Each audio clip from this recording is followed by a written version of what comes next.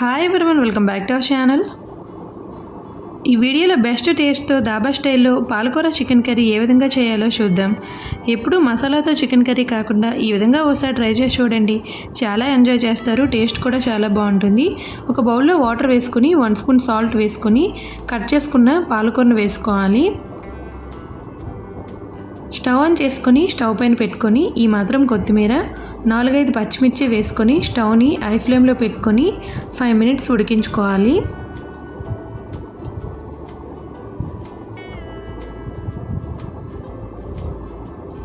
పాలకూర 5 మినిట్స్ ఉడికించుకున్నాక ఒక బౌల్లో కూల్ వాటర్ వేసుకొని ఉడికించుకున్న పాలకూరను వేసుకోవాలి. ఈ విధంగా కూల్ వాటర్లో వేసుకోవటం వలన పాలకూర కలర్ చేంజ్ అవ్వకుండా ఉంటుంది, కర్రీ కూడా టేస్టీగా ఉంటుంది. చల్లారాక మిక్సీ జార్లో వేసుకొని మెత్తని పేస్ట్లా గ్రైండ్ చేసుకోవాలి.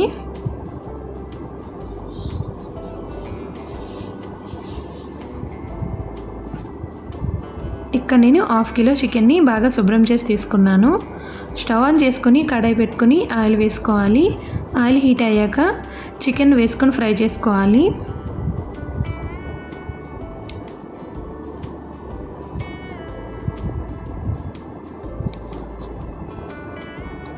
చికెన్ ఫ్రై అవుతుండగా 1 స్పూన్ సాల్ట్, 1/2 టేబుల్ స్పూన్ పసుపు వేసుకొని చికెన్ని ఫ్రై చేసుకోవాలి.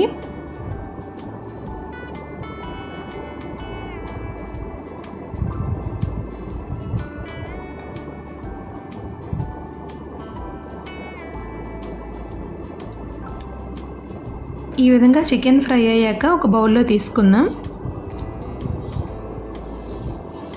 అదే కడాయిలో ఆయిల్ వేసుకొని బిర్యానీ ఆకు, దాల్చిన చెక్క, యాలకులు, లవంగాలు, మిరియాలు, సాజీరా వేసుకొని ఫ్రై చేసుకోవాలి. ఫ్రై అవుతుండగా కట్ చేసుకున్న 2 ఆనియన్స్ వేసుకొని కలర్ చేంజ్ అయ్యేంత వరకు ఫ్రై చేసుకోవాలి. ఆనియన్స్ ఫ్రై అయ్యాక 1 స్పూన్ అల్లం వెల్లుల్లి పేస్ట్ వేసుకొని అల్లం వెల్లుల్లి పేస్ట్ పచ్చివాసన పోయేంత వరకు ఫ్రై చేసుకోవాలి.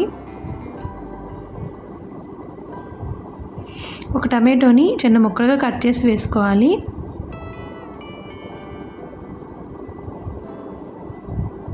ఒకసారి ఈ విధంగా కలుపుకొని మూత పెట్టి టమాటో సాఫ్ట్గా అయ్యేంత వరకు కుక్ చేసుకోవాలి.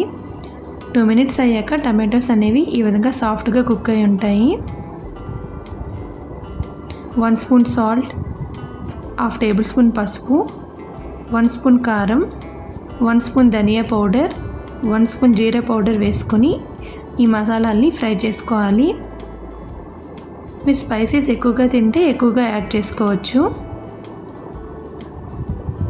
ఫ్రై చేసుకున్న చికెన్ వేసుకొని కలుపుకుంటూ దీన్ని మరో 5 మినిట్స్ ఫ్రై చేసుకోవాలి.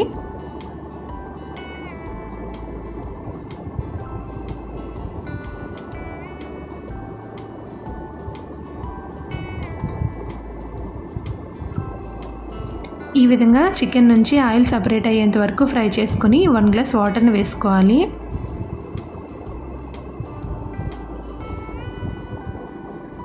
ఒకసారి కలుపుకొని మూత పెట్టి ఒక 5 మినిట్స్ ఉడికించుకోవాలి. 5 మినిట్స్ అయ్యాక మూత తీసి ప్రిపేర్ చేసుకున్న పాలకూర పేస్ట్ని వేసుకోవాలి. ఈ పాలకూర పేస్ట్ని కర్రీ అంతా కలిసే విధంగా కలుపుకోవాలి.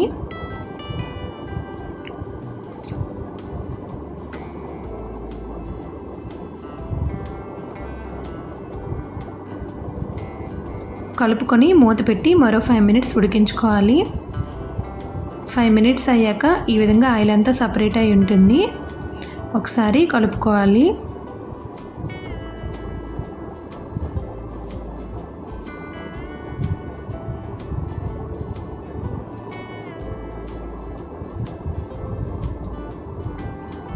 కలుపుకొని 1 స్పూన్ గరం మసాలా వేసుకోవాలి.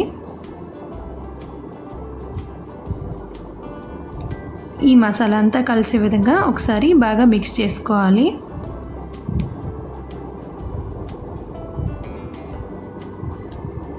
Best palak chicken curry ready అయింది. సర్వింగ్ బౌల్లో తీసుకుందాం.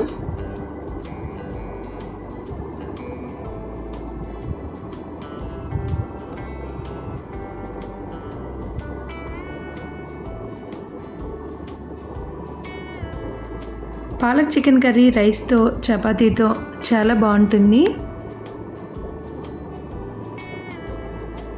ఎప్పుడు మసాలాతో చికెన్ కర్రీ కాకుండా ఈ విధంగా పాలకూర చికెన్ కర్రీ ట్రై చేసి చూడండి. టేస్ట్ అయితే చాలా బాగుంటుంది. నచ్చిందా? తప్పకుండా ట్రై చేయండి. ఫస్ట్ టైం మీరు మా ఛానల్ చూస్తున్నట్టయితే ప్లీజ్ సబ్స్క్రైబ్ చేసుకోండి. నచ్చితే లైక్ చేయండి. Thank you for watching.